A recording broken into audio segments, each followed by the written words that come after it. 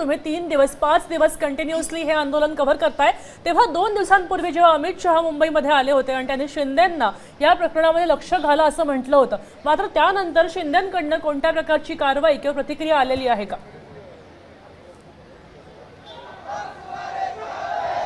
बघा, शिंदेकडून अजूनही कुठली प्रतिक्रिया आलेली नाही. मात्र एकनाथ शिंदे देखील या सगळ्या संदर्भात ऍक्शन मोडमध्ये असलेले बघायला मिळत आहेत. एकूण जी समिती सध्या गठीत करण्यात आलेली आहे त्या समितीकडे ते लक्ष ठेवून आहेत. एकूण ज्या पद्धतीनं सध्या विखे पाटील यांना खरं तर या संपूर्ण सरकारची एकूणच या निर्णयासंदर्भातली जबाबदारी देण्यात आली होती. त्याच्यामुळे विखे पाटील यांच्या बंगल्यावर जे आहे त्या बैठकांचं सत्र सध्या सुरू असलेलं बघायला मिळत आहे.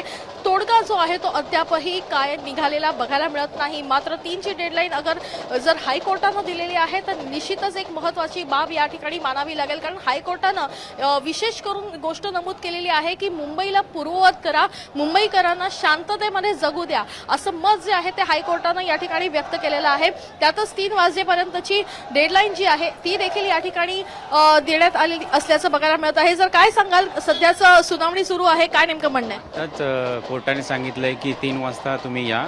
गाड्या ज्या पार्क केलेल्या होत्या रस्त्यावरती त्या आता मनोजदादांच्या आदेशानुसार सगळं खाली केले. पण त्या गाड्यांचा तुम्ही पूर्ण माहिती द्या, गाड्यांचा नंबर द्या असं कोर्टाने सांगितलेलं आहे. आणि 3 वाजेपर्यंत जर मैदान खाली नाही झालं किंवा रस्ते खाली नाही झाले तर कोर्ट रस्त्यावर उतरेल अशी सुद्धा कोर्टाने माहिती दिली आहे. आणि आता बघू, आम्ही सर्वजण आता तिथे जाऊन मनोजदादांकडे माहिती देऊ आणि पुढे काय मनोजदादा घोषणा करतील त्याच्यावरती आहे. पण दुसरीकडे जर आपण बघितलं तर या ठिकाणी 3 वाजेपर्यंतची डेडलाईन दिली आहे. 3 वाजेपर्यंत आझाद मैदान रिकामं होणं वाटतं तुम्हाला एकूणच परिस्थिती बघून?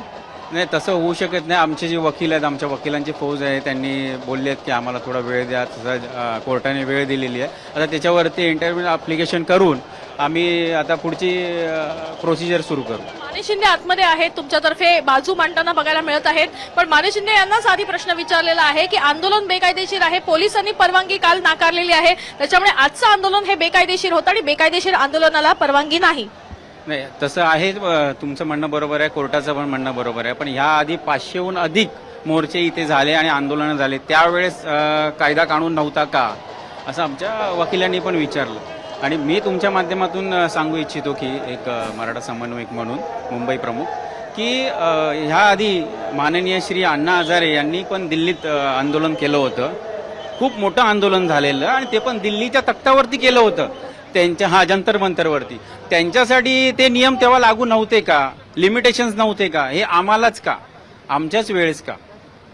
आपण बघतोय की या ठिकाणी खरं तर आंदोलकांकडून देखील प्रश्न उपस्थित करण्यात आलेले आहेत. हे खरं तर आंदोलकांच्या वकिलांच्या टीममधील आहेत. आणि जसं बघतोय की एकीकडे न्यायमूर्तींनी आंदोलकांना वेगवेगळे प्रश्न विचारलेले आहेत. 3 वाजेपर्यंतची डेडलाईन दिली आहे. खरं तर 3 वाजेपर्यंत मैदान सोडणं हे अवघड आहे, कारण 3 वाजेपर्यंत तसं होऊ शकत नाही. मात्र त्यानंतर आणखीन वेळ वाढवून देत आहेत का, या संदर्भात देखील मागणी जी आहे ती मराठी आंदोलकांकडून जी आहे ती करण्यात येणार असल्याची माहिती सध्या मिळत आहे. सोबतच ज्या पद्धतीनं अण्णा हजारे यांनी जंतर मंतरवर आंदोलन केलं होतं, त्या आंदोलनाला परवानगी देण्यात आली होती, त्यावेळेस कायदा उपस्थित नव्हता का, असा सवाल देखील या ठिकाणी जो आहे तो आता माने शिंदे कोर्टात उपस्थित करणार असल्याची माहिती देखील देण्यात आलेली आहे.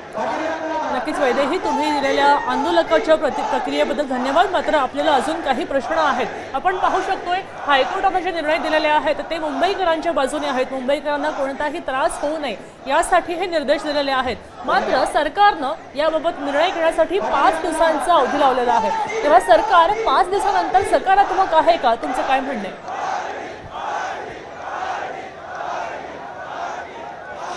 नक्कीच आपण बघतोय की सरकार जेव्हा काल कोर्टानं ऑर्डर दिली होती, काल कोर्टाने सरकारला अनेक प्रश्न विचारले होते.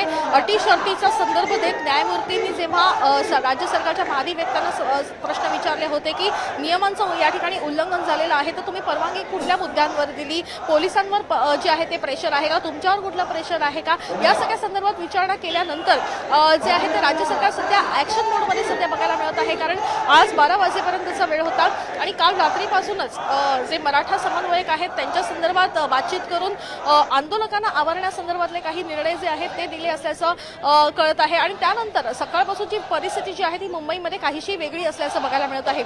बघा आता कोर्टानं जे खरं तर निर्णय देताना जी काही महत्त्वाची गोष्टी ज्या आहेत त्या नोंदवलेल्या आहेत त्याच्यामध्ये त्यांनी हा असा उल्लेख केलेला आहे की मुंबईकरांना घराबाहेर पडू द्या, मुंबईकरांना त्रास नका देऊ, त्यांना त्यांचं जगू द्या आणि अशा अनेक गोष्टींचा संदर्भ देत हे आंदोलन कसं बेकायदेशीर आहे या संदर्भातली देखील टिप्पणी केलेली आहे. कारण जर पोलिसांनी परवानगी दिली नाही, कारण काल रात्री देखील 1 दिवसाची पुन्हा मुदतवाढ देण्यासंदर्भात याचिका ही जी आंदोलकांकडून देण्यात आली होती त्याला पोलिसांनी फेटाळलेलं होतं. ती याचिका स्वीकारली नव्हती. त्यानंतरचं हे आंदोलन जे आहे ते सध्या बेकायदेशीर असल्याचं म्हणणं कोर्टानं या ठिकाणी व्यक्त केलेलं आहे आणि जर हे आंदोलन बेकायदेशीर आहे तर मग 3 वाजेपर्यंत संपूर्ण मैदान हे रिकामी झालं पाहिजे अशी देखील डेडलाईन दिलेली आहे. त्याच्यामुळे 3 वाजेपर्यंत आझाद मैदान हे कसं रिकामी होणार हा प्रश्न खरं तर या निमित्तानं उपस्थित होतोय आणि 3 वाजल्यानंतर नेमकी मुंबई आणि इतर ठिकाणी काय परिस्थिती असणार हे पाहणं देखील तितकंच महत्त्वाचं ठरेल.